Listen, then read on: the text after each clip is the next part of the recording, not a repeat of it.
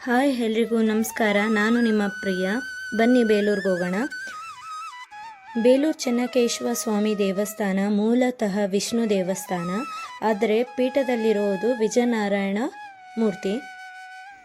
1117ರಲ್ಲಿ 12ನೆಯ ಶತಮಾನದಲ್ಲಿ ಕರ್ನಾಟಕ ಹೊಯ್ಸಳ ಮತ್ತು ತಮಿಳುನಾಡು ಚೋಳರ ಮಧ್ಯೆ ಯುದ್ಧ ನಡೆಯುತ್ತೆ. ಈ ಯುದ್ಧದಲ್ಲಿ ಹೊಯ್ಸಳರು ಅಂದರೆ ಕರ್ನಾಟಕದ ಹೊಯ್ಸಳರು ವಿಜಯ ಸಾಧಿಸ್ತಾರೆ.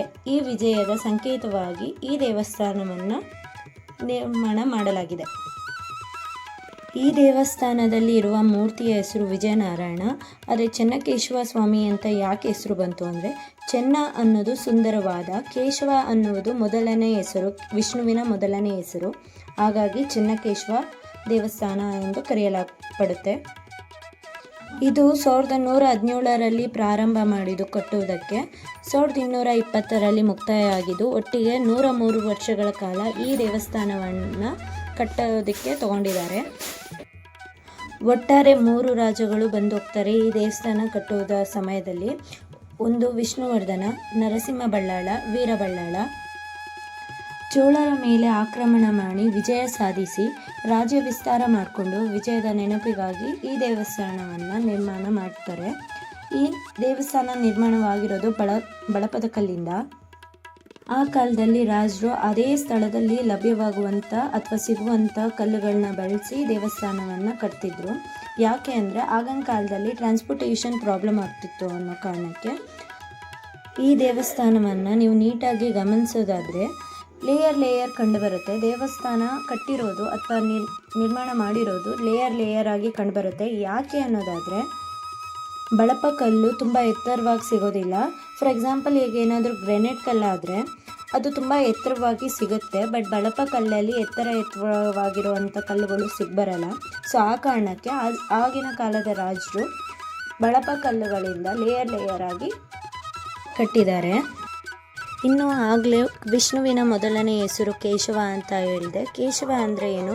ಮೂರ್ತಿ ಶಂಕು, ಚಕ್ರ, ಪದ್ಮ, ಪದು ಹಿಡಿದುಕೊಂಡಿರುತ್ತದೆ. ಹಾಗಾಗಿ ಇದನ್ನು ಕೇಶವ ಎಂದು ಕರೆಯಲಾಗುತ್ತದೆ.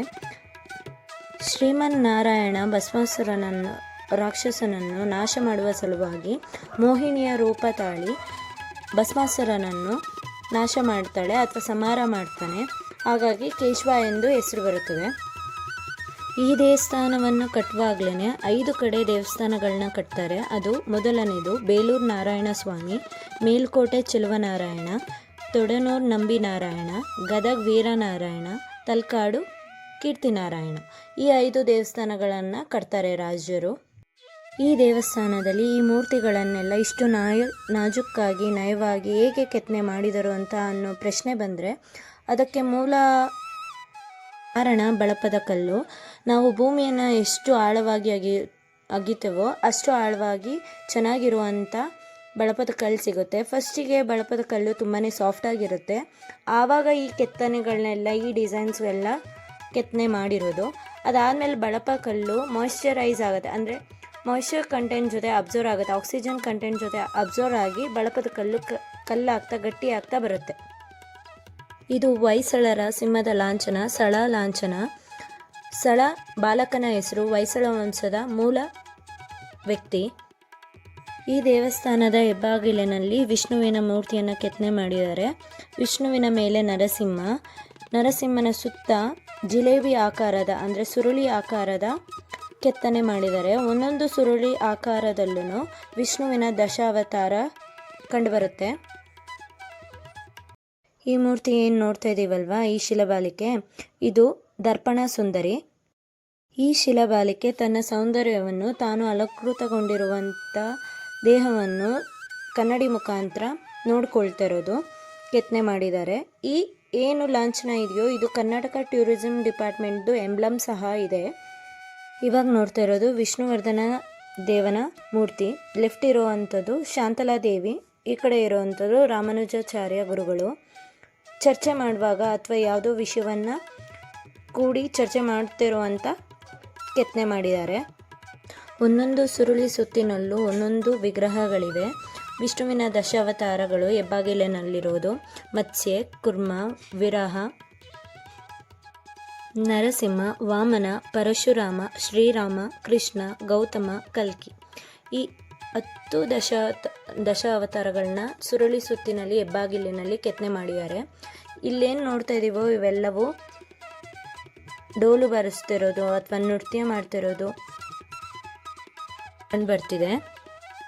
ಈ ಹೆಬ್ಬಾಗಿಲಿನ ಪಕ್ಕದಲ್ಲೇ ಒಂದು ಮೂರ್ತಿ ಕೆತ್ತನೆ ಮಾಡಿದ್ದಾರೆ. ಆ ಮೂರ್ತಿಯ ಹೆಸರು ಮಕರ ಅಂತ.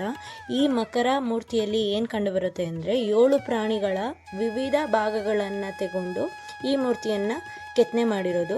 ಅಂದರೆ ಹಂದಿಯ ದೇಹ, ಸಿಂಹನ ಪಾದ, ಮೊಸಳೆಯ ಬಾಯಿ, ಆನೆಯ ಸೊಂಡಿಲು, ಕೋತಿಯ ಕಣ್ಣು, ಹಸುವಿನ ಕಿವಿ, ನವಿಲಿನ ಬಾಲ, ಈ ಎಲ್ಲ ಪ್ರಾಣಿಗಳ ದೇಹದ ಒಂದೊಂದು ಭಾಗವನ್ನು ತಗೊಂಡು ಮೂರ್ತಿಯನ್ನು ಕೆತ್ತನೆ ಮಾಡಿದ್ದಾರೆ.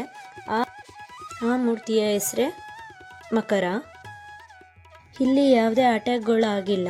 ಇನ್ನು ಹಳೆಬೀಡಲ್ಲಿ ಅಟ್ಯಾಕ್ ಆಗಿದೆ, ಯಾಕಂದರೆ ಹಳೆಬೀಡು ರಾಜಧಾನಿ. ಇಲ್ಲಿ ಕೆಲವೊಂದು ಮೂರ್ತಿಗಳು ಕಂಡುಬರೋದಿಲ್ಲ ಅಥವಾ ಮುರಿದೋಗಿರೋದು ಕಂಡುಬರ್ತೀವಿ, ಅದೆಲ್ಲ ಕಳ್ತನ ಆಗಿರೋದು.